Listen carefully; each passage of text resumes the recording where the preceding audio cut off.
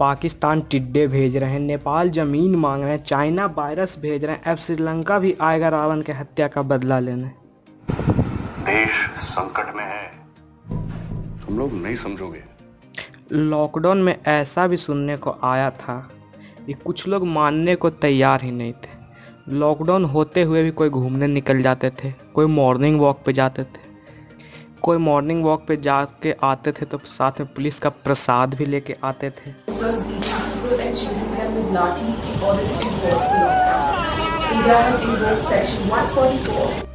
लेकिन यूपी के एक लड़के ने तो हद कर दी थी।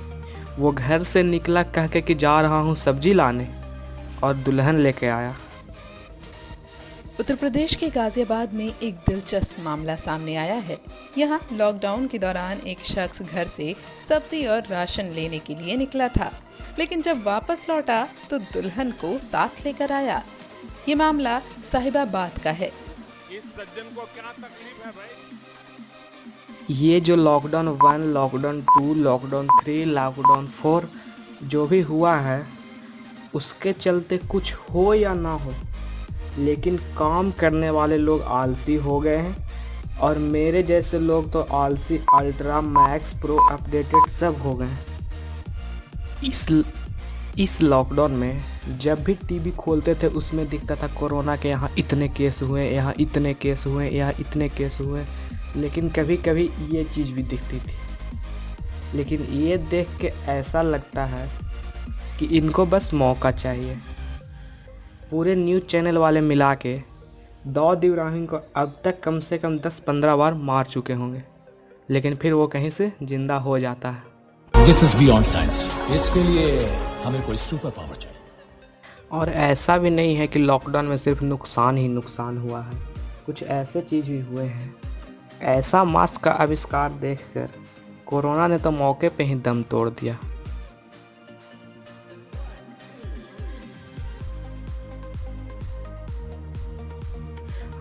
लॉकडाउन में एक समय ऐसा भी आ गया था जब बेवड़ों और शराबियों ने हमारे देश की अर्थव्यवस्था संभाली थी।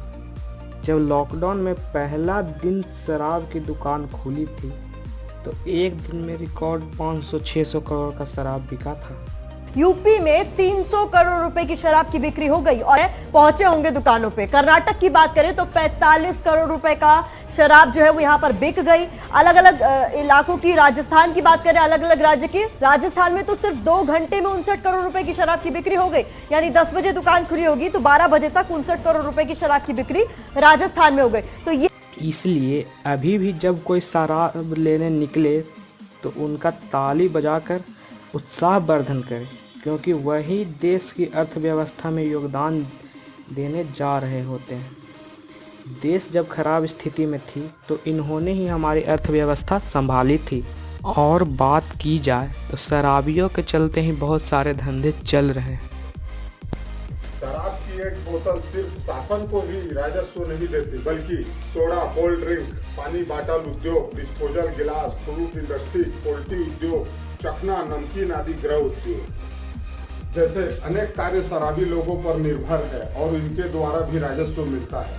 सड़क पर बोतल और रेफर आदि छोड़कर कचरा बीनने वालों को भी रोजी रोटी देते हैं। अगर ज्यादा पी ली तो दवाखाना जाते हैं, मेडिकल से दवा लेते हैं।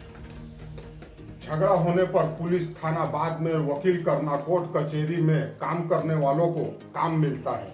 शराब से जुड़े इस पूरे अर्थ चक्र को समझिए और शराबियों की आलोचना ना करें, उनका सम्मान करें। जय हिंद। और शराबियों को बुरा भला ना कहें, क्योंकि कुछ लोगों को बहुत बुरा लगता है। क्या लेने आए हो? दोस्त के लिए दारू लेने आए। दोस्त के लिए? What?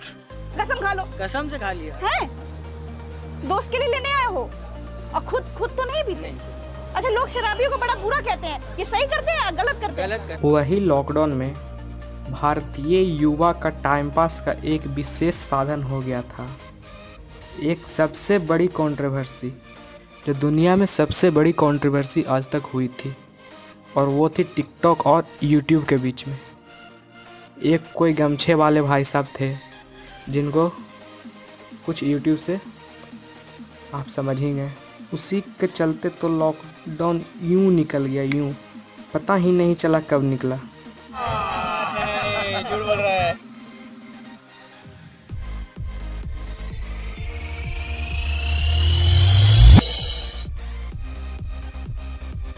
करके देखिए, अच्छा लगता है।